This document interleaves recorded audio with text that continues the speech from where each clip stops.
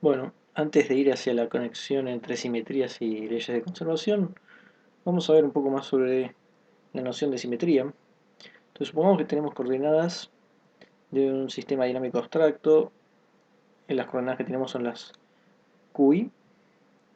Y bueno, la idea general de una transformación infinitesimal es que nosotros podemos hacer un cambio chico en las coordenadas que también pueda depender en el valor de las coordenadas. Entonces nosotros lo escribimos de esta forma. En realidad ya lo veníamos escribiendo así, el delta B, el pequeña eh, perturbación, vamos a decir, en la coordenada. Decimos que es una función que depende de las coordenadas Q por el delta, que es el infinitesimal que estuvimos tomando en cuenta. Entonces, cada coordenada cambia por una cantidad proporcional a delta. Pero bueno, también la proporcionalidad va a depender de dónde uno esté en el espacio de configuración. Entonces, por ejemplo, cuando nosotros hicimos este ejemplo de hacer una transformación invariante de modo de traslación, en este caso el F1 y el F2, los dos son igual a 1, porque bueno, el cambio que le estamos haciendo es delta por 1 en ambos casos. En este otro caso tenemos F1 igual a I y F2 igual a menos X, ya que ya no son constantes, no son números. Entonces, en ese sentido, todo queda un poco más complicado. Pero bueno, en ese caso entonces lo que nos queda es que el Fx que acompaña al delta es I y el F que es correspondiente al I es menos X. ¿No? Es exactamente lo que tenemos acá. Y representado por esto también. Bueno, entonces si queremos saber el cambio en las velocidades, entonces tenemos que eh, diferenciar en el tiempo, lo podemos escribir de esta forma, con Q y punto, y vamos a tener la función que va a depender de Q punto ahora. Eso va a quedar claro que si tomamos las ecuaciones que teníamos, exactamente estas, y derivamos en el tiempo, tenemos esto que está acá. Entonces, recordemos siempre que lo que estamos haciendo no es más que tomar nuestras coordenadas, modificarlas infinitesimalmente y después eh, poníamos las coordenadas cambiadas infinitesimalmente en el lagrangiano y la idea era que no cambiara y de ese modo decíamos que teníamos una simetría. Entonces el significado de simetría que tenemos, en este caso infinitesimal, es una simetría continua, es una transformación infinitesimal de las coordenadas para la cual el cambio en el lagrangiano es cero, o sea, no cambia el lagrangiano. Y entonces, eh, en realidad, lo que hay que hacer, que es lo que hicimos la otra vez, es fijarse que el lagrangiano en realidad no cambia a primer orden. Por ahí teníamos a segundo orden diferencias, pero a primer orden no debían cambiar. Eso lo habíamos visto acá. Teníamos cosas que quedaban a segundo orden, pero a primer orden se iban, y entonces teníamos una igualdad a primer orden. Bueno, entonces vamos a ver cuánto cambia el lagrangiano cada vez que hacemos una transformación de este tipo que tenemos acá. Entonces, lo que vamos a hacer, primero recordar, vamos a suponer que tenemos un lagrangiano que depende de Q y de Q punto. Y recordar el diferencial, ¿no? Que uno puede escribirlo, supongamos si f depende de x y de y, uno puede escribirlo como df de x por dx o bueno, acá se puede poner una perturbación mínima y más lo mismo en y por el diferencial y. Digo una perturbación porque en realidad esto son aproximaciones, uno puede hacer todo esto con delta f, acá tener la definición de las derivadas sin el límite, y acá uno va a tener otra vez un delta x. Vamos a hacer esto para el lagrangiano. Si hacemos eso, obtenemos lo siguiente. Vamos a tener los diferenciales hechos para todos los q puntos i's y para todos los QI's, ¿no? La perturbación, el diferencial del lagrangiano. Lagrangiano que depende, como dije antes, de los QI y de los Q punto I.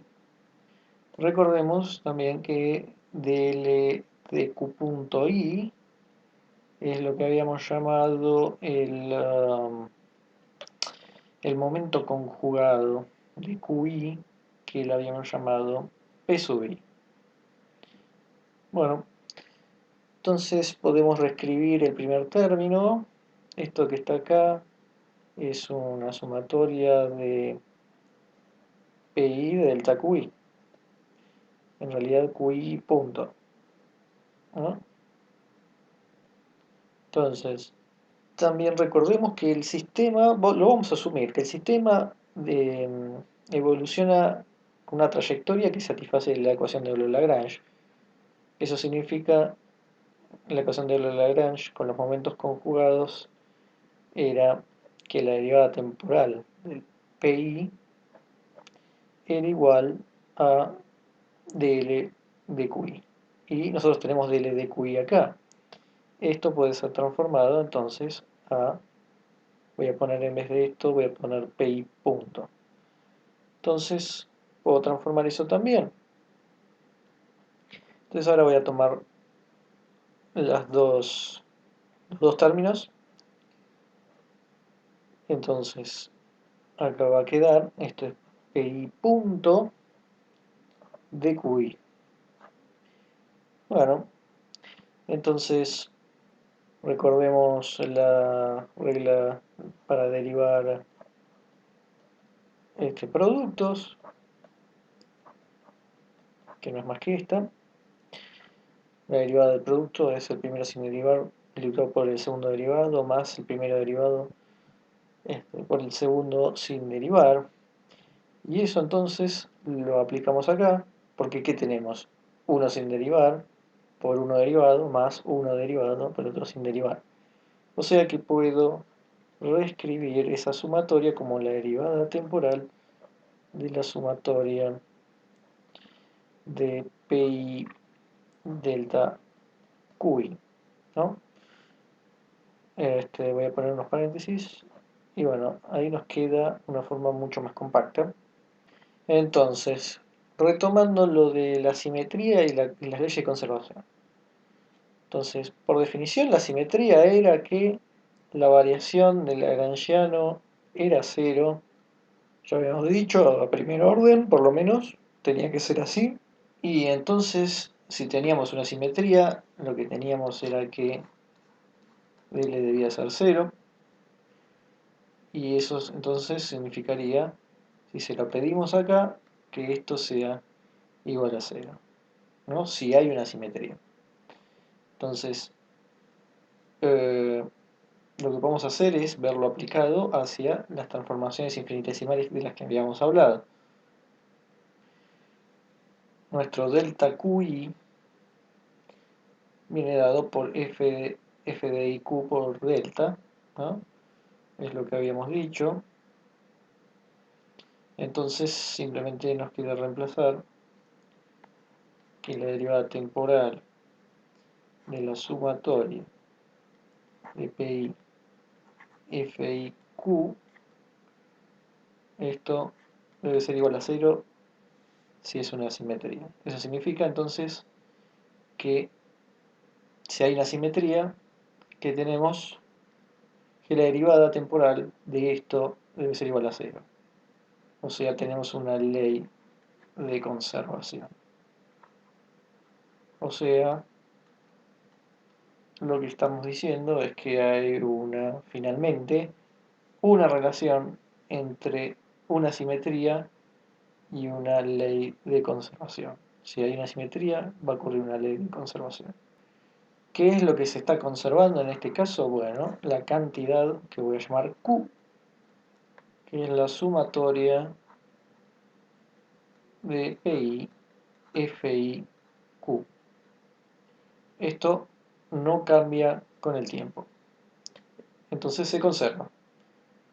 Entonces esto es abstracto, pero a su vez es importante. No depende de los detalles del sistema, solo de la idea general de una simetría. Entonces recordemos que todo esto venía de pedir que el cambio sea el cambio infinitesimal venga dado por una función que depende de las coordenadas. Simple eso fue lo único que le habíamos pedido y habíamos puesto como ejemplo una traslación, pero también una rotación tenía que ver con esto. En todos los casos hay una conservación y viene dada por PI por FI de Q. Por ejemplo, el primer ejemplo, donde tenemos que la variación era F1 y F2 igual a 1, porque ambos lo único que cambiaba era delta. Entonces, en ese caso, si F1 es igual a 1 y F2 es igual a 1, esto nos queda la sumatoria de P1 por 1 más P2, que este 1 representa el F1, P2 por F2, que es 1, o sea, P1 más P2. Esa es la simetría que hay porque dijimos que Q se conserva y reemplazamos por el ejemplo. Y recordemos que exactamente a lo que habíamos llegado era que P1 más P2 se conservaba. Acá lo habíamos visto. Pero ahora podemos decir algo mucho más general, que es que para cualquier sistema de partículas, si el lagrangiano es invariante bajo traslaciones simultáneas de las posiciones de todas las partículas, entonces el momento se conserva.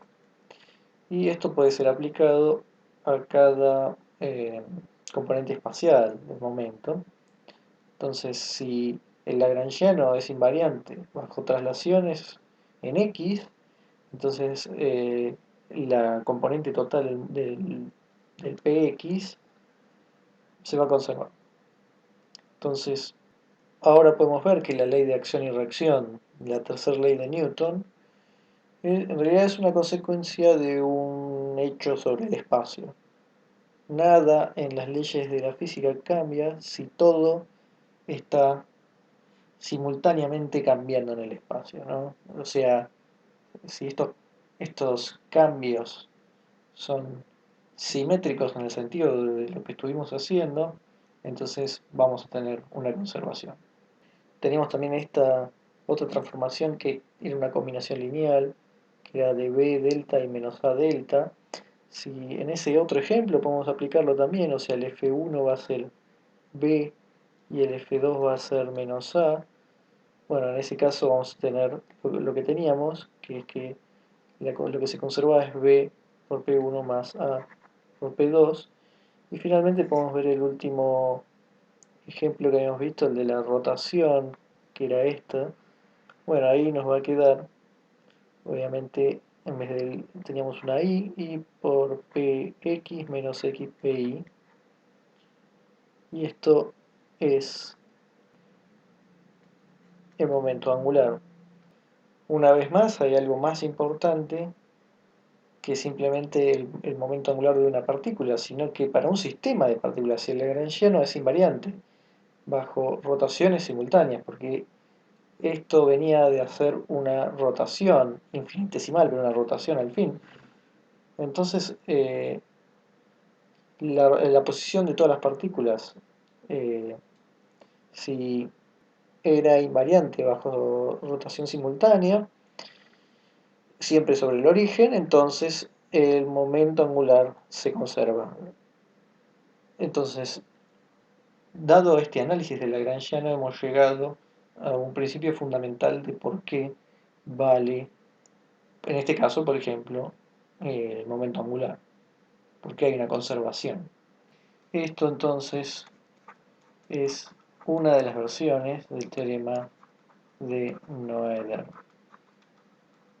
Por las dudas, aclaro que no es ni la forma más general del teorema ni la única forma de demostrarlo, ya que esto fue bastante informal, pero hemos llegado al resultado.